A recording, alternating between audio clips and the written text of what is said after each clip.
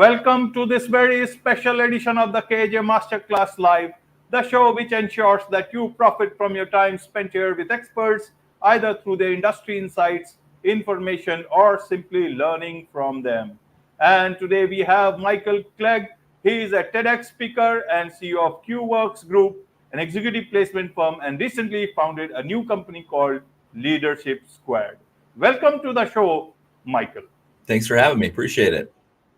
You're welcome. Welcome to the show. You are welcome to India in this online form. Michael, popularly known as Clegg, and not only in India, but I'm sure a lot of people across the globe will benefit from what we are going to talk about. We'll talk about mastering the art of conscious leadership. But before that, Michael, before talking this, I want to understand a bit about your journey, your understanding, so that or the audience knows exactly who they are listening to. Sure. No, excellent. I appreciate the opportunity once again. Well, I've got a lot going on in life these days. As you mentioned, I'm a CEO of a professional staffing firm, and I have been for about 6 years now. And I've been in the staffing business for the better part of, oh gosh, I hate saying this number out loud, but since the late 90s. How about that? And mostly in the technology and the finance space. My organization now does a little bit of technology, a lot of finance, mostly in the manufacturing space. Where I spend an overwhelming majority of my time is leadership development. And that's why recently I even founded a new organization, and that's where I'll do public speaking, work with organizations to help them with workshops on leadership development, and ultimately to humanize leaders. And as you mentioned, to build some conscious leadership.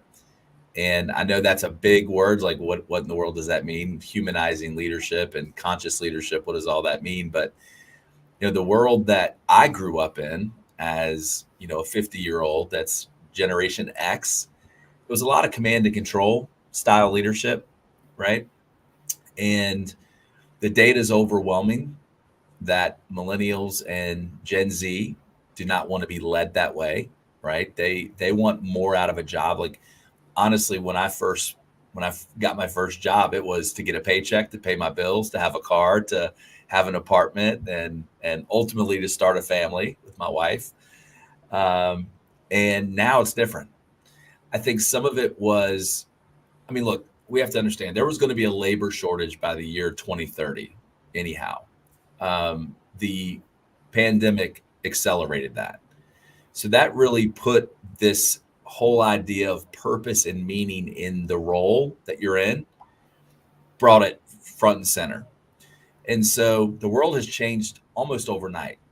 And leaders have to adapt as well. And right now, good, bad, or indifferent, that's not really taking place. And organizations are still operating at an all-time low of employee engagement at like 22 or 23%. Gallup does this worldwide global study. It has millions of employees that are surveyed every year. And employee engagement, again, is roughly where it's been for the better part of the last 2 decades, around, just slightly above 20%. So it's a shame. We spend more time with the people we work with and the people we love.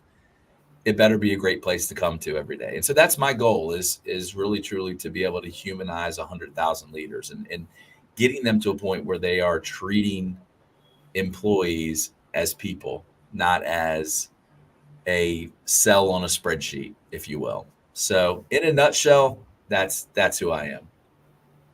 Absolutely, doing a good job. Great mission indeed, Clegg. And in terms of when you talk about humanize leadership, it almost sounds like somebody has demonized leadership. Yeah. So I want to understand then how did that happen? Means who is doing it, or they are themselves to blame? And again, we are using you are listening to this word called conscious leadership.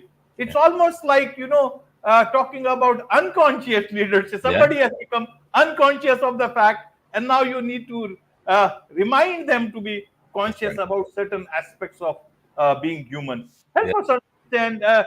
Can anyone else do anything about it, or they themselves have to take this burden and correct whatever is needed? And do you really think these are really not fancy words, and actually people are wanting to bring that change into it? Especially you said you do a lot of work with the tech and finance firms, so a lot of AI coming in today's time.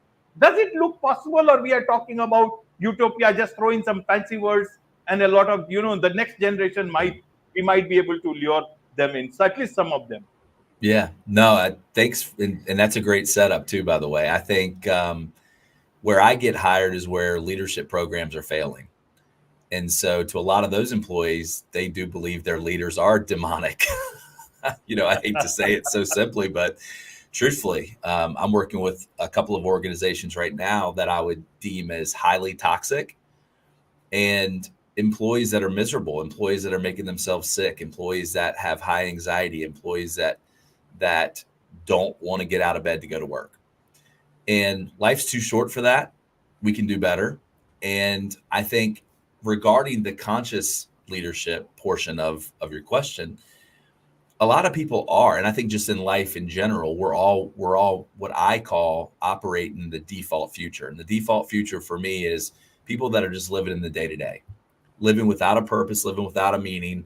Whatever's happening, they're taking it on day by day, right?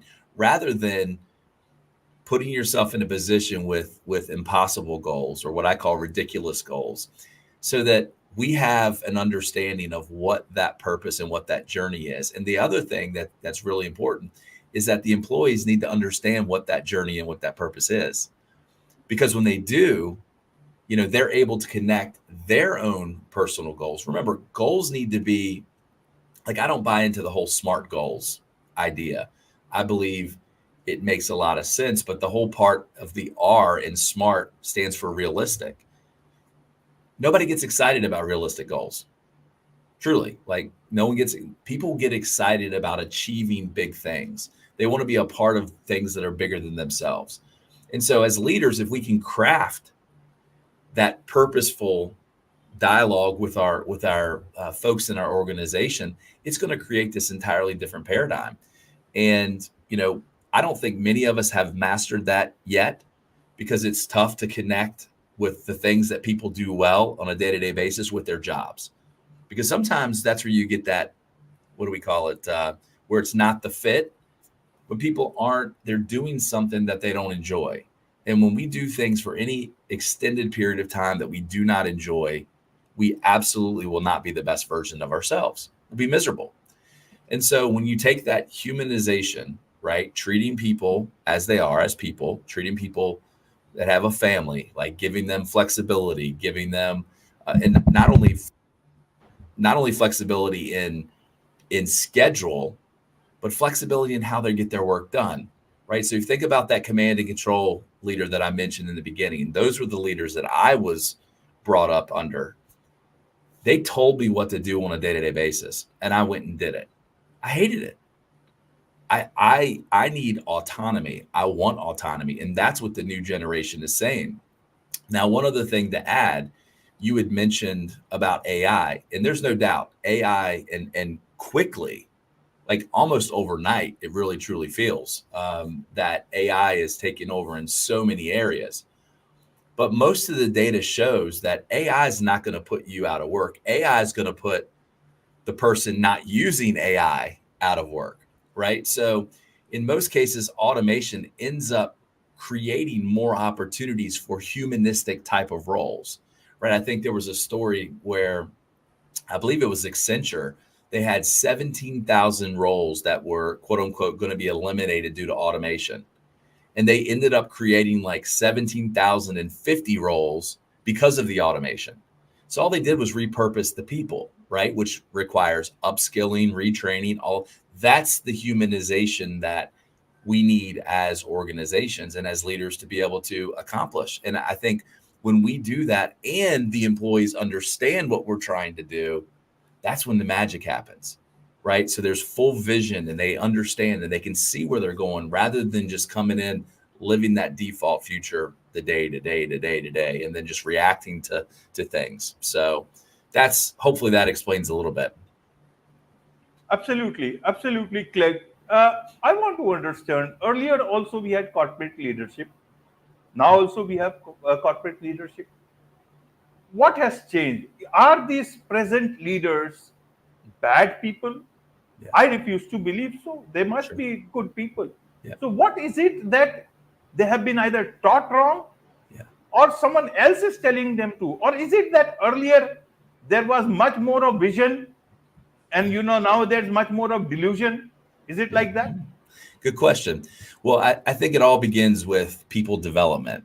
And there was a study by a gentleman by the name of Zinger and Folkman, and they do a lot of leadership development studies.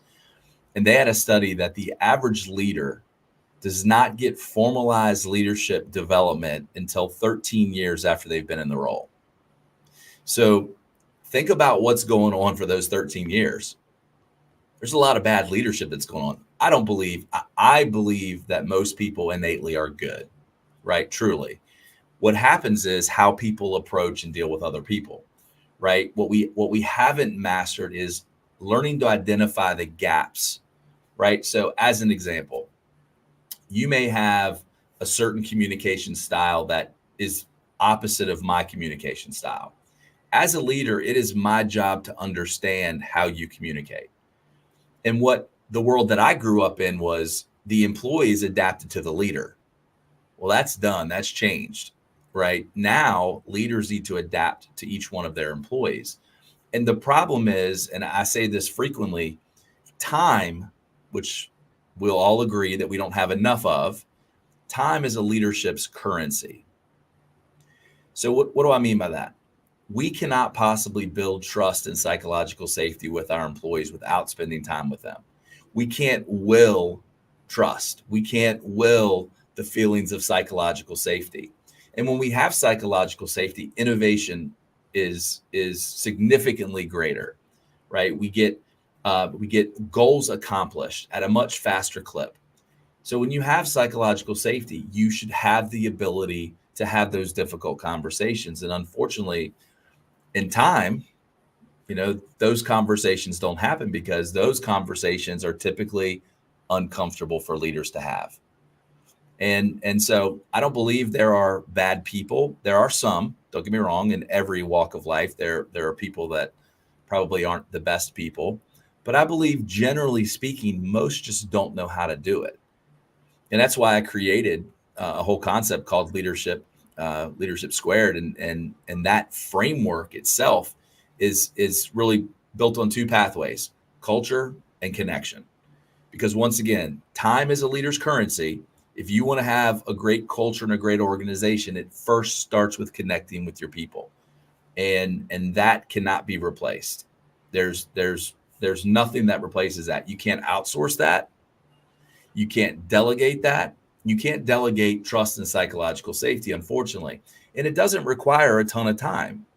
There are 4 steps to connection: having regular one-on-ones, right? And we do what we call a 60-30-10, which 60% of the time is spent talking about performance. 30% of the time is spent talking about career development. And then 10% is just about personal life, just shooting the breeze, as we'd say, right? So that's one. Then you have skip level meetings, which is where the leader meets with their direct reports. So that would be skipping a level to meet with employees below the leader that's reporting to them. And then we have what's called breaking bread, which is, simply put, it's a non-performance related conversation. This would be what we would call historically water cooler chat. Maybe like here in our office, what we do is we'll say, hey, let's go for a 10-minute walk around the building, right? It's 70 degrees outside. The pollen's finally leaving us. Let's go ahead and go outside and enjoy the day, get a little sunshine, and just talk and have a conversation between two people, non-work related. It could be, if the employee wants to talk work, that's fine.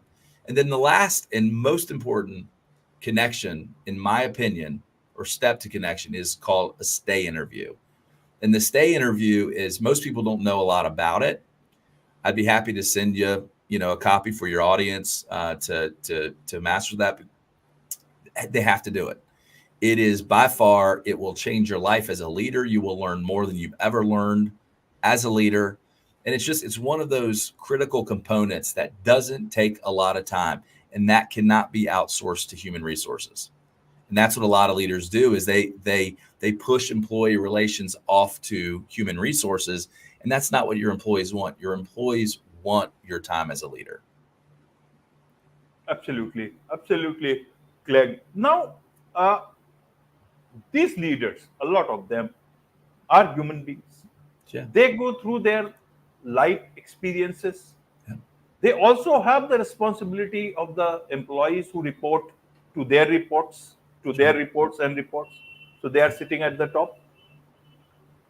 Why is it that their life's perspective do not change the way it changed for you one fine morning, afternoon, evening? You saw that was in March 2023. Yeah. Tell us a Yeah. bit about that incident. And Yeah. I'm That was sure a, things do not have to be tragic, but others also see life from very close. yeah. Why can't they change and understand more about life, about doing things that others love, they themselves love? Yeah. No, it's interesting, and thank you for bringing that up. So a little over a year ago, I had an accident. Unfortunately, someone jumped off a bridge in front of my vehicle as I was driving on the interstate, and that individual did not make it. And that set an entire, an entire chain reaction of events for me. Obviously, a pretty tough situation, but since then I've even read that the average adult is like 70 some percent of adults are going to experience some level of trauma in their life. And trauma, there's a baseline level of what would be qualified as drama. Getting getting a flat tire at work probably isn't classified as trauma. It's not great, that's not fun, but that's not necessarily considered trauma. So I went on this journey, and I found started doing a lot of research. There was about 3 or 4 months that went by where I was just in a low place. Wasn't a very good leader, wasn't a very good dad, wasn't a very good husband, was just certainly going through a lot of guilt, shame. People didn't understand. It was just a tough place to be, right? And I'm sure many people have been here, and many folks in your audience may be going through something like that now. And it's even more critical today because we know that 1 out of 3 employees globally have mental health issues. So someone outside of those doors that we're all sitting in, whether we're watching this or we're speaking here, have people outside of them that likely are going through struggles. So I came across someone by the name of Dr. Benjamin Hardy on YouTube, fantastic YouTube channel, and really was talking about transformation and being your future self, and something about that really just caught my attention. So I read every book that he wrote. I ended up joining a mastermind group where I was getting coached by him, and it changed everything. And following that was when I said, you know what? I recognized where I wanted to go in life, right? I recognized that I wanted more, that I wanted to be more helpful, and where I get my fulfillment and joy is helping others. And so I want people to understand that even if you go through tremendous, tragic, or traumatic events, that there's a way out. And for me, it was the whole idea of identifying what my purpose is, identifying my purpose and meaning, which was a future self, right? As we say, most people, as Dr. Benjamin Hardy says, most people see time linear, right? The past drives what you do in the present, and the present hopefully will get you to where you want to be in the future. But he changes the paradigm, and Einstein said it, time is his theory of relativity, right? So when you think about it, when I put in play what I wanted to do the rest of my life, right? When I changed that mindset, it was really magnetic. It was pulling me out of that hole that the accident put me in. I started getting excited again. I wanted to get out of bed. I couldn't get to the gym fast enough. I didn't want to sleep, too long. I mean, it just like everything flipped entirely the opposite direction. And it was the idea of becoming my future self and all of the things that I've done. And so I went and hired a speaking coach, because as I started journaling, which I'm not a journaler, I would have never done any of those things if it wasn't for Dr. Hardy. But he said, "Hey, these are the things you need to do." So I followed, part of the program, and I learned things that I had forgotten in my past. And so one of those things is, the past doesn't happen to you; it happens for you. And when you think about having a tragic event, you don't want what's happening in my life or the positive things happen in my life or at the detriment of somebody else, right? That's not exactly the mindset that I was. I was a little confused at first. I was like, I can't think that way. But in reality, what happened was that's what woke me up from my default future. And so when I started digging into my past, I'm not kidding you when I say I look back and I realized from the time I was 40 to the time I was 50, I'd actually gone backwards. Even though I'd bought a business, I was growing in a lot of other areas in my life. I even went back and looked at my bank account statement from 10 years prior. There was more in my bank account. My net worth was higher when I was 40 because I was living in that default future. And that really gave me pause to go, man, that saying that you're either moving forward or you're declining or regressing, it's true. And I'm living proof of that. So the last 5-6 months have been unbelievable. I hired a speaking coach because I realized that I want to speak professionally. And 2 weeks after I hired him, he sent me the TED talk and said, "Hey, this is built for you." The theme was the next chapter in life. And I had told him as I was talking about my future self, I said, "Hey, I want to be a TEDx. I want to tell this story of trauma and recovery within the next 5 years. I want to be a TEDx stage within 5 years." 2 weeks later, he sends me the TEDx. And then 5 months later, I'm on the stage telling my story. And it's been a whirlwind of it was about 2 weeks ago that I had the talk. And it's been insane. Podcasts, books, people asking, "Hey, would you be interested in doing this?" It's been a bit overwhelming because I think it just resonates with so many people. So many people go through such tough things in life. So many people were lost during the pandemic. So many people, even following the pandemic, struggled coming out of the pandemic. I mean, when the world shuts down, and we're social creatures, right? We need other people. It's been an unbelievable journey of the last 6 months, and I'm so excited to see what the next 6 months holds, really, truly. And I encourage anyone to follow Dr. Hardy and read some of his books. I mean, they're just phenomenal. And I'll say this, as a beta reader of his upcoming book, it may be the best book that I've ever read, and I've only read 4 chapters of it. So it's amazing what we can do as human beings when we put our mind and our focus on being our future self. And there's just such this magical power to that I wish I could just tell everyone how to do that. I'm just not great at that yet. I'm working on that. But it's been amazing. And even though I've had some rough times even since then, part of the recovery, business is slower than it has been. A lot of challenges, headwinds economically that are coming your way as a business owner. And honestly, I haven't broken a stride. I mean, it hasn't interrupted what I'm committed to doing. And that's what's really cool. Absolutely, absolutely, Michael. The biggest regret, perhaps for a lot of people, perhaps close to the end of life, is that you have not lived your life by your standards, but by someone else's set standards. A lot Amen. of leaders also must be feeling that way. No, it's What is interesting you it say that, that. There's a yeah, book that was written, the top 5 regrets of the dying, and these are all patients that were on their deathbed, and the number one regret was that they did not have the courage to live life for themselves, but instead at the expectation of others. I mean, think about that. That this is their last regret, and I believe so many of us don't spend any amount of time of trying to determine what our purpose really truly is.